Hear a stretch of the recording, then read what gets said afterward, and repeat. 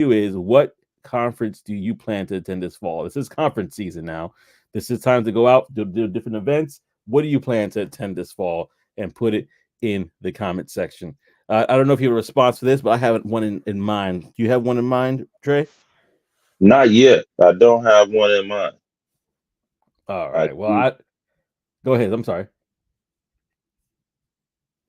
Huh? Oh, you were saying Oh, something? I'm sorry. I no, no, cut you off. I said I don't. I said I don't have one in mind. Oh, okay, gotcha. Well, for me, I wanted to say that for me, it was always been Thanksgiving. Here, I had an amazing time at Thanksgiving. That normally is in December around the DC area. In fact, it is in DC, and it's something that I thought was really good just to see everybody gathered together like that. And I was like, man, this is gonna be a fun time for sure. Again, so I'm definitely looking forward to get that. Mitch says, "Catch these hands conference. It's free of charge. You can get in there if you have beef with Mitch. So go to Catch These Hands conferences while tickets are still available." Man, Doing a conference at man. work, Tech Coach Ralph says. Doing a conference at work. Oh, peace and blessings. OTTO is in the building. Operation Tech Hey, Takeover, a day oneer. Thank you all for the day ones, but he's definitely a day one. So when he comes on, we got to stop the presses and make sure he's aware. Yeah, yeah, man. So yeah, I know there's a lot to. That's why we have the list that we do, so that way we can kind of share with you, and we'll talk about it later, which is Black Tech Global and the list that we get there. So you are aware of what's going on and you're able to participate. But right now, I'm actually going to give a little recap on my experience this past Saturday because I had a great one. And honestly, sometimes you underestimate, or I should say, sometimes I have underestimated being in the room. But like I mentioned to you, the conference that I'm looking forward to, Thanksgiving, that was an eye opener for me. That made me realize, hey, you know what? I need to be in the room whenever I can. And so I just want to kind of start off this segment with that. But before we even start off, if this is always a good conversation, y'all. So if you ever feel the need to go ahead and call into the show, I'm going to drop in the call in link because we want to hear from you as well. So if there's any sort of subject or anything that we talk about, I'm going to drop it off periodically on the YouTube channel. So definitely join us. Definitely join us. And you for could, sure. yeah, be a part of the show that way. But yeah, I think for me personally, I really had at this particular conference. But before I actually go into this, I want to ask a question since y'all are not sure what conference did you want to take be a part of, except for Mitch. He says Catch These Hands conference. That's officially what he wants to Yeah. do. But for everybody else, since you're kind of trying to figure that out, what was a conference that you went to this year that you thought was, oh man, I'm so glad I went. If it could be even be a virtual conference, it doesn't have to be in person. But what was a conference or an event that you attended this year that you're like, man, this was a really good. I'm so glad I went. And Trey, if you have an answer for that, I'll let you go for sure first, while the audience Uh, tries to respond. yeah. For me, man. Tech Connect, man. Tech Connect was good, bro. Just seeing a lot of people there. Just people who, uh, obviously that you see virtually, right? You see virtually all the time. Just online, all that kind of stuff, and then all of a sudden, everybody's there, and you're chatting it up. You have the conference that then leads into the dinner, and the evening of just chopping it up, camaraderie, and just strategizing, even talking about the future. It was really great to do that. Um, yeah, it was a pretty solid time, man, for sure. But again, it was one of those things where you just like you were just saying, just being in the room and being there. Um, it's really fun, but then also you're learning as well. You're um, talking to people, connecting with people, and then even it gives you a chance to, people who maybe see you often as well, and then now they get a chance to see you in person. When people walk up and they're like, "Yo, y- yo, I watch you all the time," and it's like, wait, oh, really? So that, I mean, that was really cool as well, man. To have people come up and also see like, yo, your work is not going in vain. You're doing something for the community, and so yeah, that was cool. Yeah, I got Mitch that said I did not attend any Shake My Head. Well, the year is not done yet. So if you get a It's not. chance to see anything that we talk about on this show, whether it's virtual, a lot of these events are free. I definitely recommend that you get a chance to do that. But without further ado, and please, everybody, put your comments below. Let us know.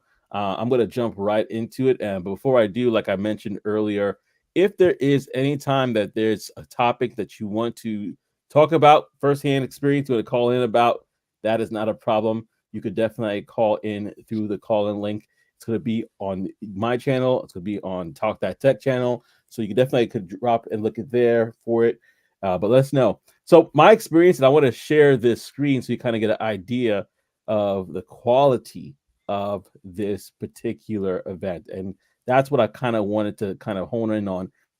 I was very impressed with the quality of this show, that this conference, I should say. And so, Sister in Sales was is founded by Chantel George. As you can see from the screen there, they had a lot of things going on, and basically, it's an opportunity for people, specifically women who are in sales, to be empowered, to be educated, and to be equipped with what they needed to go ahead and make impact in this world. And so, again, the question will be like, "You're a dude. Why were you there?" So I was there because I basically had a friend that was going to be there, which was Ty Smith, a friend of the show. His wife Ayana was going to be there, and it was an opportunity to connect with them. I had a few other friends. Kavana was in the building, Ben, Genti, a few others that we knew each other on LinkedIn. We even met and probably had conversations prior, but we were never in the same place at the same time. And so I was able to go to this event, and I wanted to point something out to you is that they really had an amazing itinerary, and all these people that are from these different companies, Oracle, Dynatrust, NBC Universal, able to have a conversation with and kind of just share a little bit about what I'm doing in the world.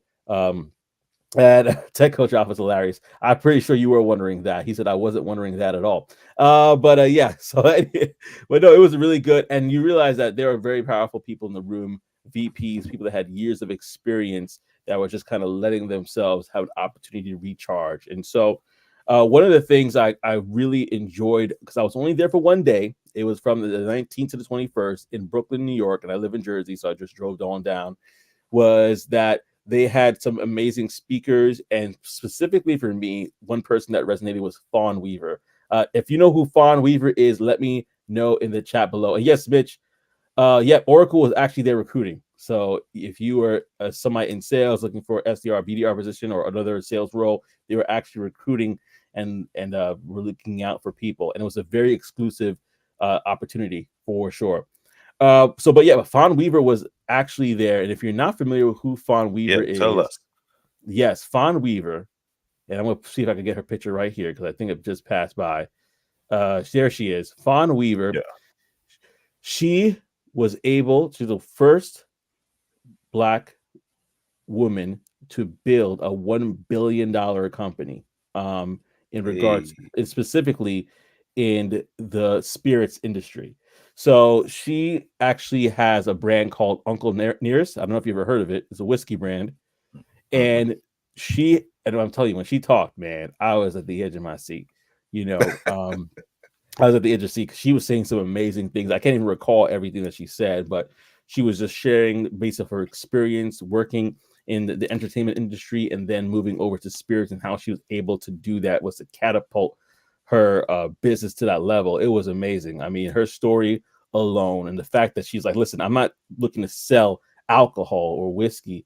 I'm looking to sell a story, and the story is about Uncle Nearest, and the story about how he had to go through all that he had to go through, and his journey from slavery to where he was. And the funny thing is, she shares stories about how that resonated with so many different people from various different backgrounds because of their immigration story as well. But it was just a powerful moment, and so there were so many different things that were said that I couldn't remember because I was just like, man, this is amazing. Enamored. Enamored is the You right were, word. And yeah. so It was cool, even though there was other brothers there too supporting as allies, and it was kind of cool to be in the room in those settings because it was, even though it was a larger space, it it felt intimate in so many different ways. And so I just wanted to kind of point that out as, there's a lot of things that went on there. As you saw, there were different partnerships with beauty bars. Again, there was recruiting that was going on. They called the recruiting bistro, where all these different companies were set up. Trade Talk. Uh, there were so many different companies. Growth HQ, which we could talk about. We talk about them on the show a lot. They were there as well. So it was really a cool time to be a part of that. And they also have upcoming events as well with Sisters in Sales. But I definitely would encourage y'all, if you have not done anything this year, to get connected. There's so many different events that are going to be popping up that we're going to be talking about. And so I definitely encourage y'all to do that.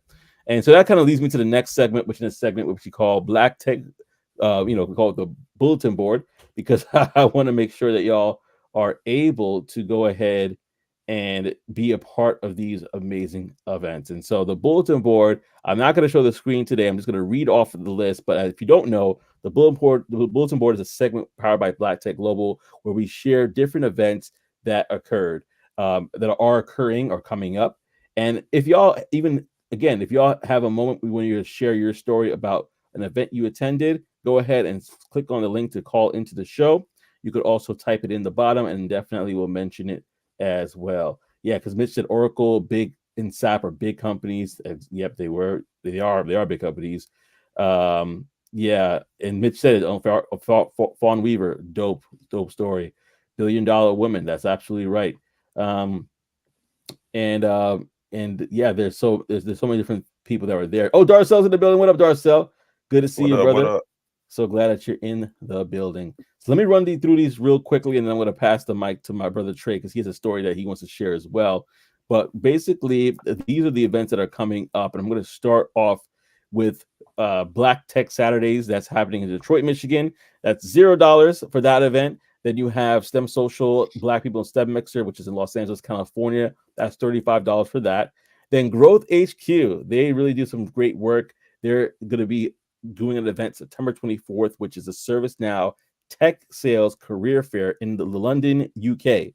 That's £0 for that one. So if you are in London, and you're looking for a role, definitely check that out. There's also $1 Million Coach Summit that's virtual, $97 on September 26th.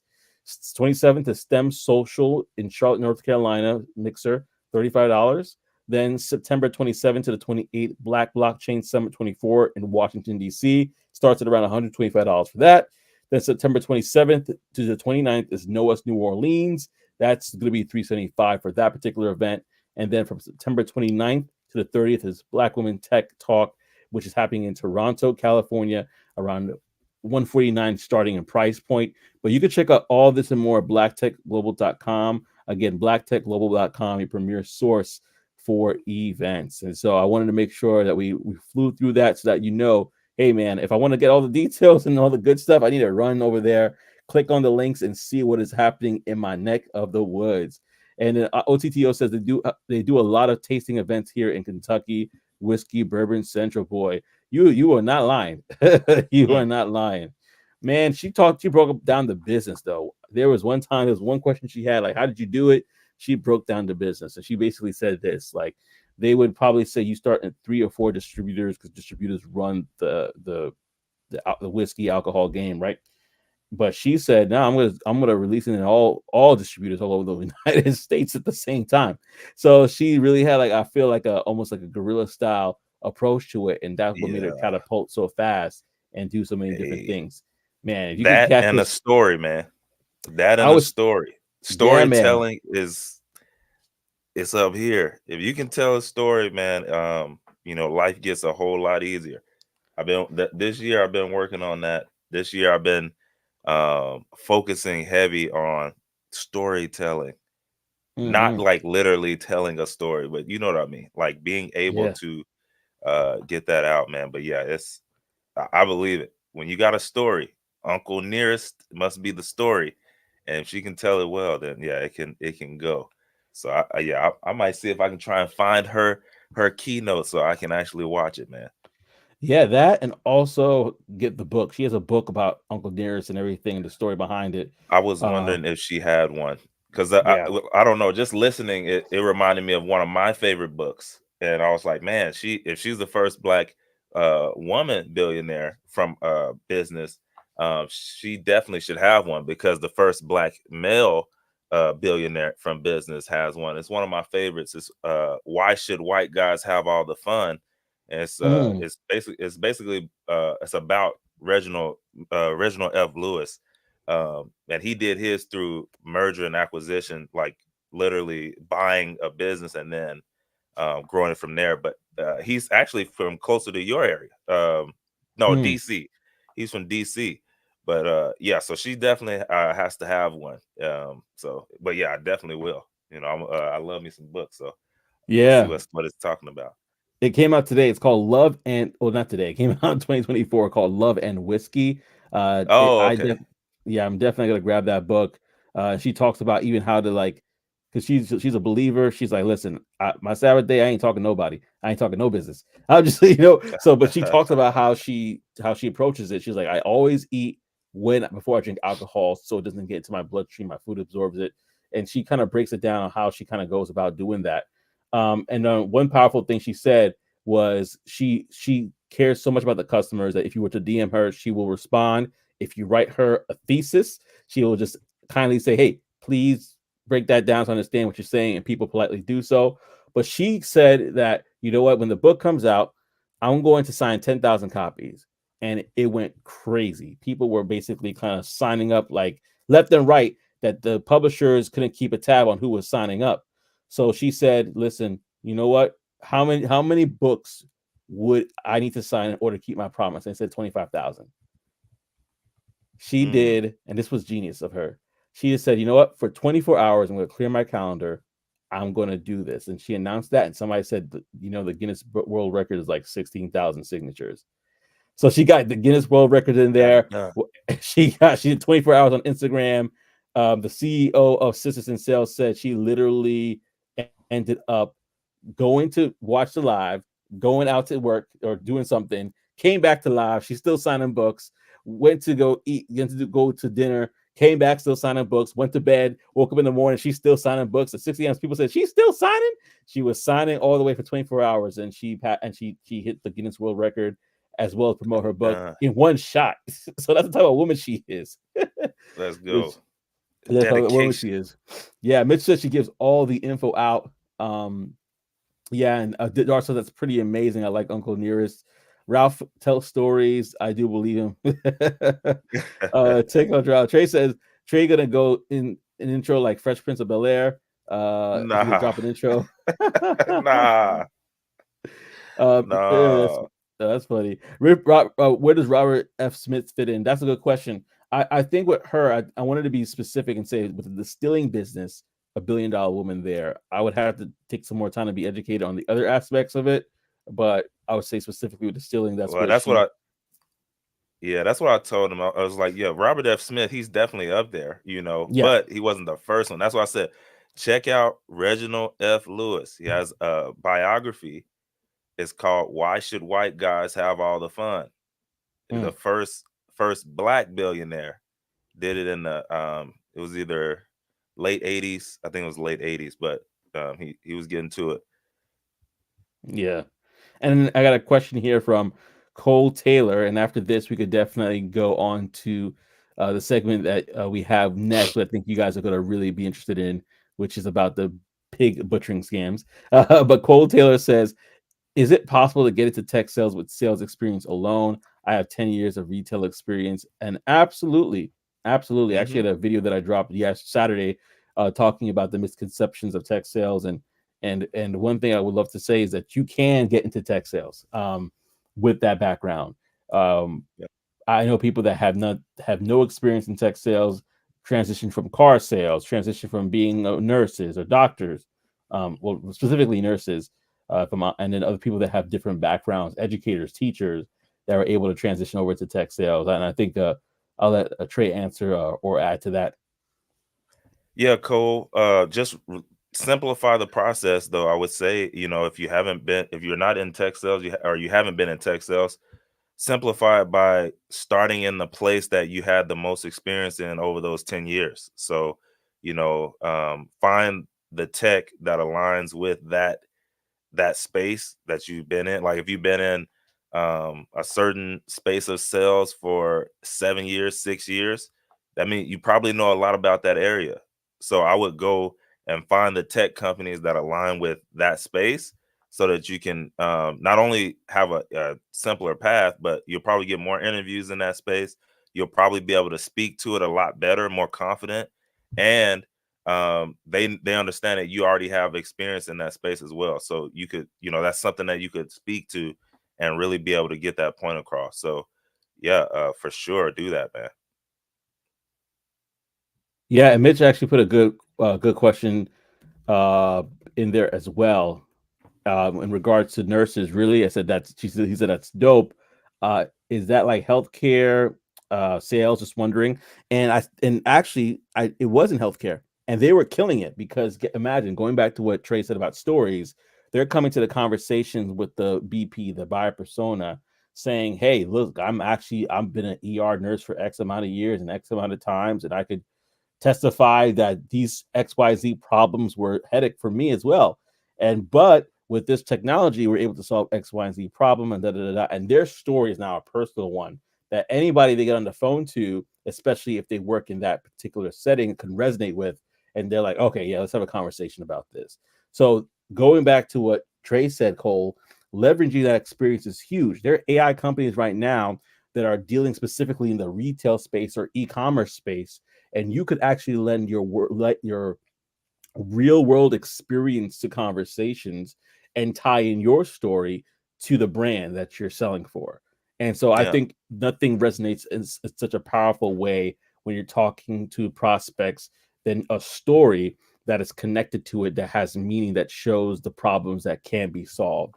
So definitely don't, in fact, see it as a power, a superpower that you have now is that experience. So great point, Trey. Trey Yeah, nailed that. when I say they're in every space, I literally, I mean, I remember I've had conversations with companies. What was that?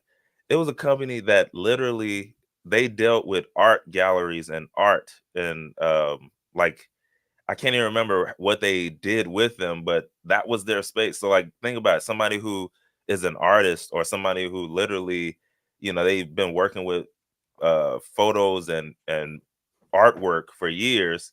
If that was a space that, if they were now trying to maybe transition into tech sales, that's a company that they could go and work with and really enjoy that, and really um be able to sell, but the selling would be easier because that's something that they really love, is art. I just thought it was interesting, the fact that, there was even a company that was doing that. So yeah, it's in every space, every industry. But that's the least path of resistance, right?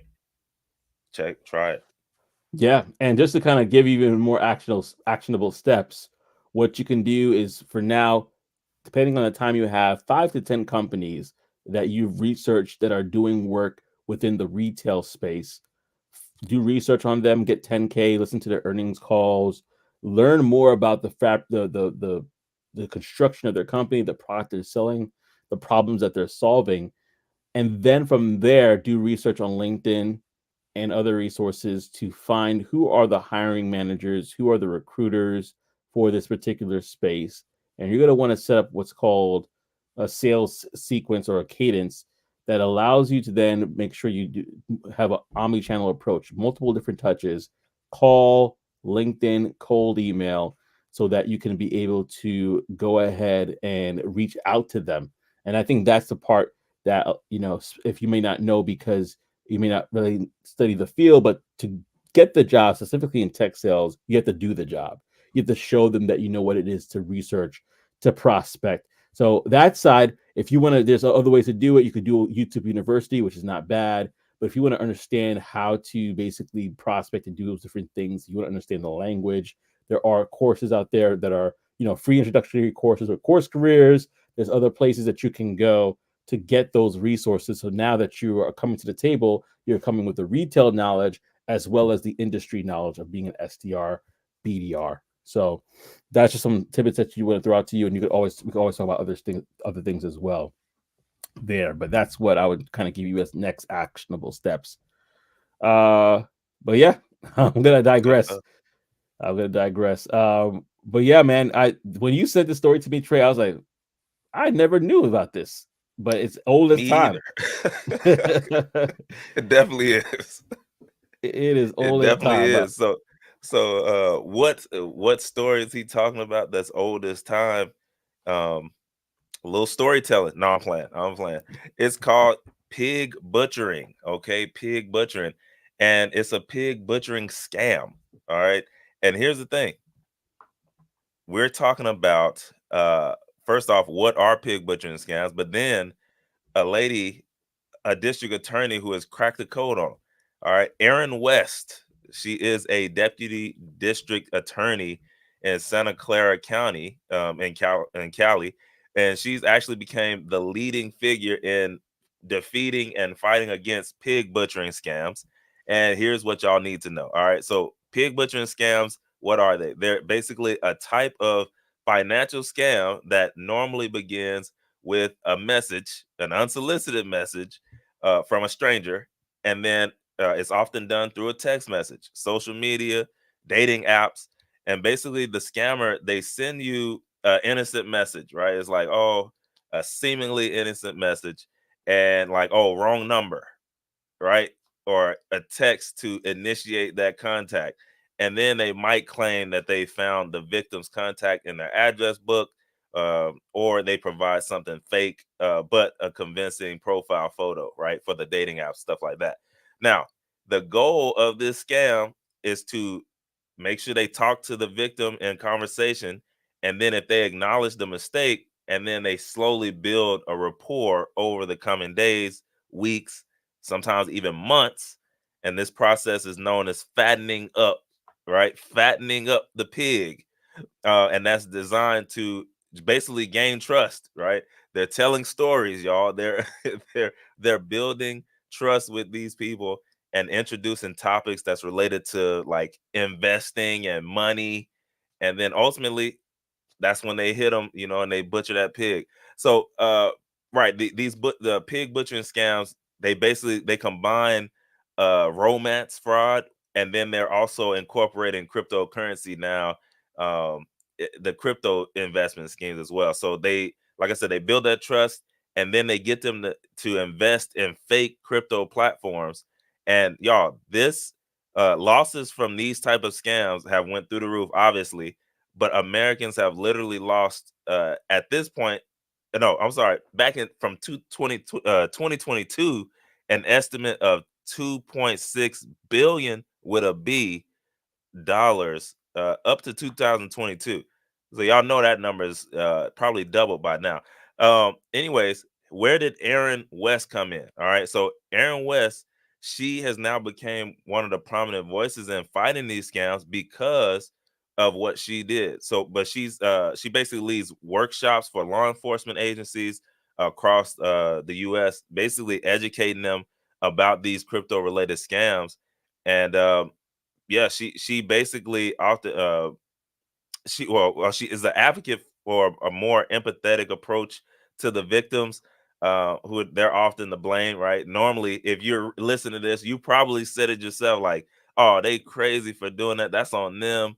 But she comes at it from a different side, and kind of helps the authorities with this as well by dismissing the authorities. But some of the challenges that they have in basically fighting against this scam, a lot of local law enforcement agencies, they don't really have expertise in crypto, like they don't know it, and they don't understand crypto crimes as well. So scammers, they often can basically just operate without having any prosecution, because nobody knows what it is. They don't know what's happening.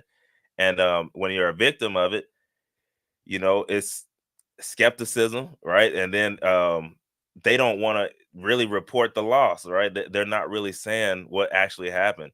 And so basically what happened with her is somebody came to her, and came to Miss West, and she was actually able to find a way to find the money. And from then on, like more and more people were coming to her, and that's how she became the face. So she basically works to trace back the frozen, trace back and then freeze the stolen money.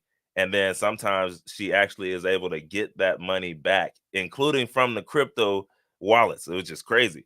Because apparently you're not supposed to be able to find that money anymore. But maybe that's what makes it so difficult. Anyways, she actually is one, she's able to actually collaborate with these crypto exchanges and the blockchain analysis firms to try and find these transactions. So that's how she's able to do it. But y'all, it's one of those things. Um, it's again, it's getting more and more prevalent, and it's a lot of people out here losing a lot of money, falling for these folks. You know what it reminds me of, Joseph? You know those email scams from what is it? I won't say. Princess, right? Yeah, You Princess. remember those? Yes, I'm stuck out of my account. I need you to. Yes, yes. I just need you to send some money, and then I'll send you back $1 billion. Um, Yeah. I don't know. I don't know, man. Yeah, no, I totally agree. I think that it's one of those things. And I've gotten text messages before, like, You hey, know, da, da, me da. too. After reading that, I'm like, I've gotten the wrong number text type, but obviously, your boy just swipe report. I don't even know what it's called, but yeah, Report junk. delete it. Yeah, buddy. Yeah, no, I did that as well. So yeah, listen, y'all. Let me ask you: have you guys have fallen victim or at least seen this scam happen to you? And what I mean by seen, like, did you receive a text message?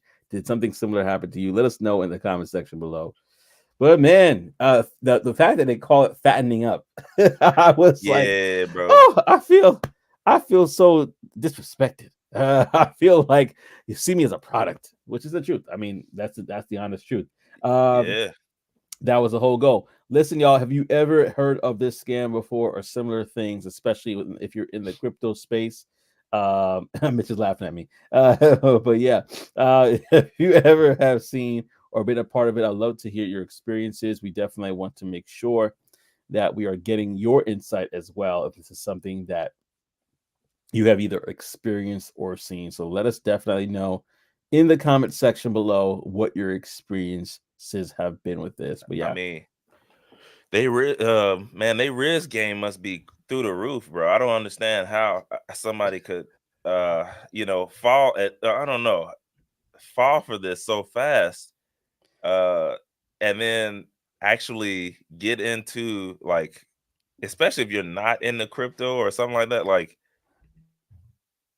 I don't know. I don't know yeah, how they fall into this so fast and all that kind of stuff. But obviously it's happening, and it ain't just old people. So you know what I'm saying? yeah. Like, that's out the window. Um, but yeah, they game must be through the roof. You know what I'm saying? They got the honey tongue.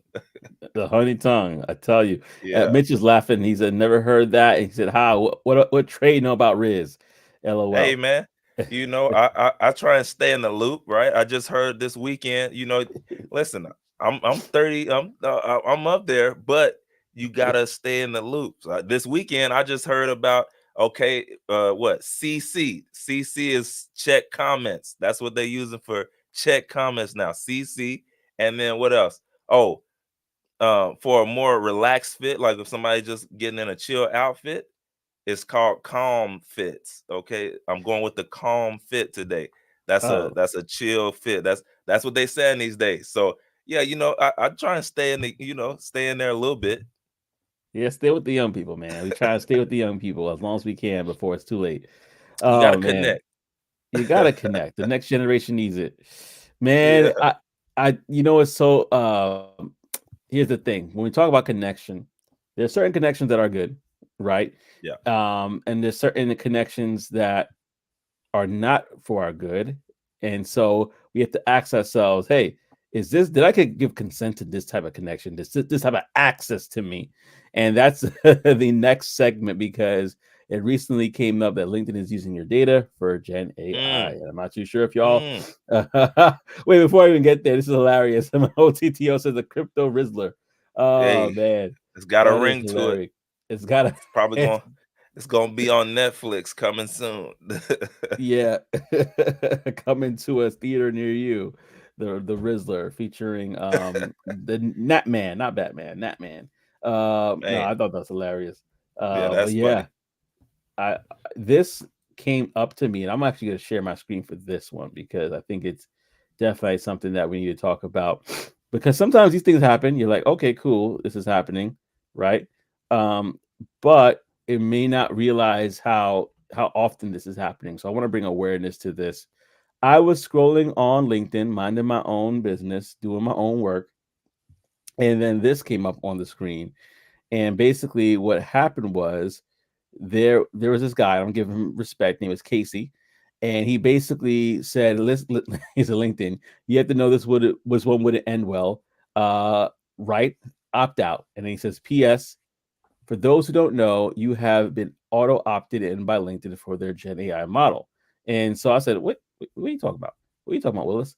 And so I go and click on the link. And sure enough, when I clicked on the link right there was that little, as you could see, that little box that says use my data for training content creation AI models. And it was on.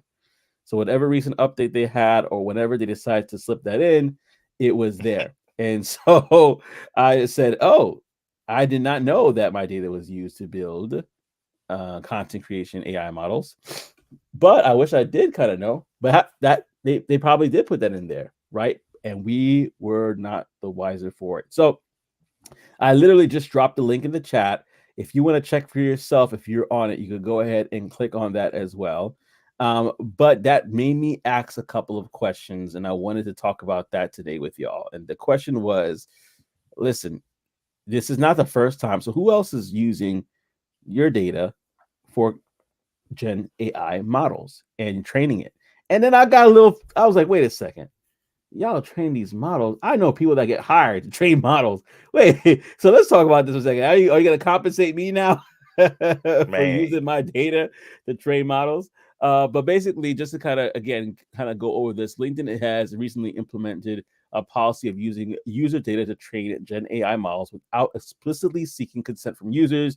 And here are the key points about this. There's an automatic opt-in, like I just mentioned. The data that's being used for the AI training may include posts and articles, usage frequency, language preferences. Sorry, I can speak. Preferences and feedback provided for LinkedIn in Teams. And so the expectations are not for UA because the EU, let's say European Union, and the European kind of economic area and Switzerland are not subject to data collection for AI training.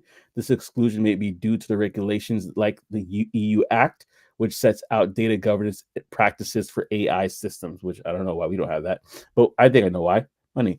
Um, of course. so, so opting out, users who do not want their data used for AI training can opt out by going to that link there, that data privacy section in settings, clicking on data for generative AI improvement, moving the slider to opt out of data usage for training content creation AI models, which I did. And then the LinkedIn did have a response to this. It said even more choice and control. LinkedIn has stated that the change gives users even more choice and control over how their data is used for AI technology training. They emphasize that people come to LinkedIn for job opportunities and networking, and Gen AI is part of how they assist professionals with these goals.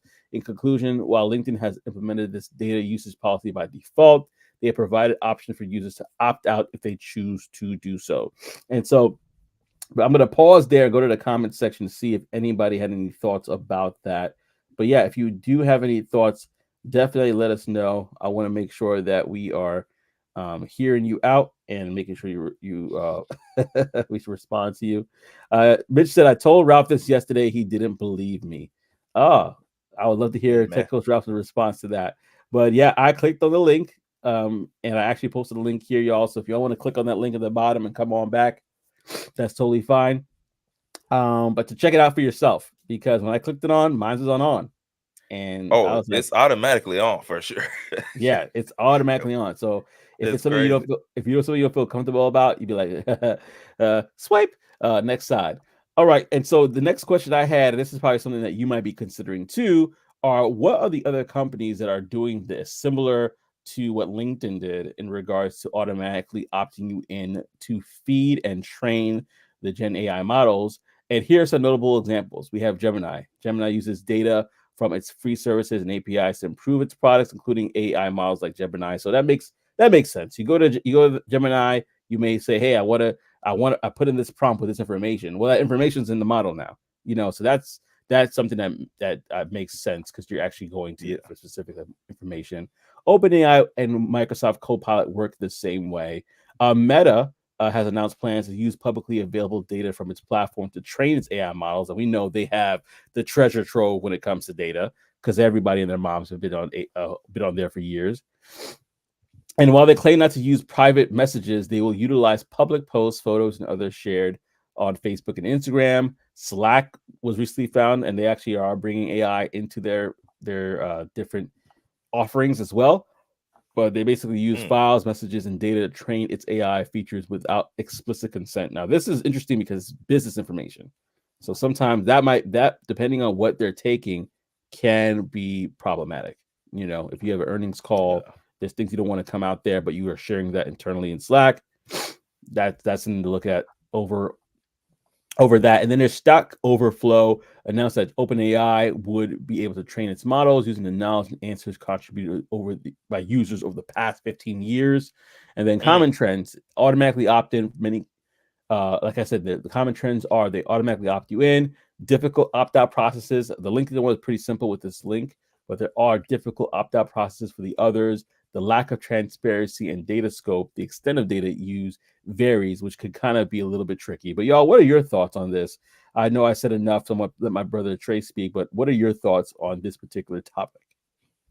nah, I mean, I ain't got much, bro. It's a little dicey, man. It's a little like shisty. It's real crazy though that they make it difficult. I didn't realize they made it difficult on some of these platforms to actually opt out of the stuff for data collection. I don't know. I don't know how they thought they were going to get away with it. Somebody was going to find out and say it. I wonder how viral it is, or if they, kind of throttled throttled this post. But the craziest part is when you share, you can't really throttle a share. So, um, that's the one thing about that. But yeah, hopefully the people who don't want their information shown automatically can actually see this post and get it out of there. And then if you're looking at this and you didn't realize like all the other platforms are doing the same thing, well, now you can focus on that and get that taken care of for yourself. But yeah, it's really interesting. I don't know, man. It's just funny that they just automatically have it on. You'd think it'd be off unless they got us, and they were like they did an update and then it was just slipped in between, all the writing, and then when you pressed OK, it's like, oh, automatically on, and then it's go from there. So Yeah, and I got Oris in the building. What up, Oris? He says I'm late. I'm hey, sorry. No worry, you came at the no perfect such timing. thing. Actually, I mean, it's almost over, but you know, we still appreciate you for coming in. Yeah, absolutely. And just keep in mind that if you want to watch the replay, it's going to be on Talk That Tech YouTube channel, which is below on the ticker. So if you have not subscribed, go there and subscribe so you can see the replay of the show. Or you could go to the podcast on Apple, Spotify, wherever podcasts are available. But yes, Oris, you are automatically opt in to this LinkedIn using your data for training content creation models.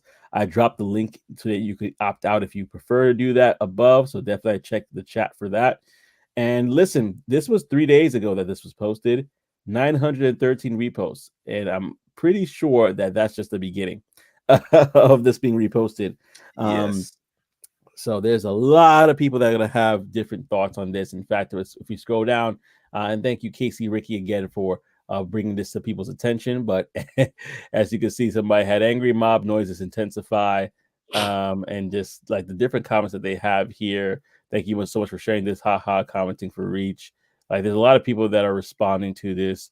Thank you for dropping the link and making it super easy for my very busy brain to turn this off in just 2 clicks. So he's doing the Lord's work right now. He's doing the Lord's work because it was that easy. I literally, in fact, I'll do it so you guys can see it.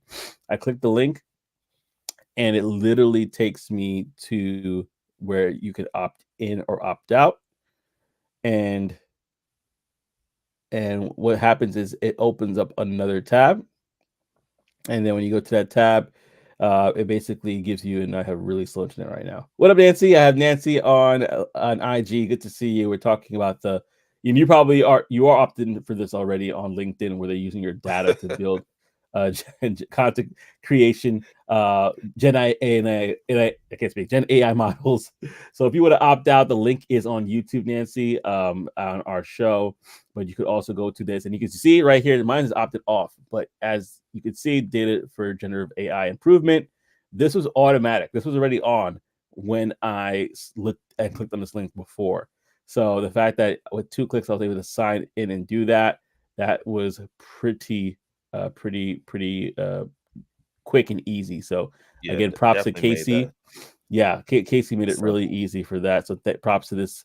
Sometimes you gotta look at these posts because they got some good information in there. Man. But yeah, that is one thing we know about for sure is that when it comes to the misuse of data and the misuse of this and the misuse of that can get you fired.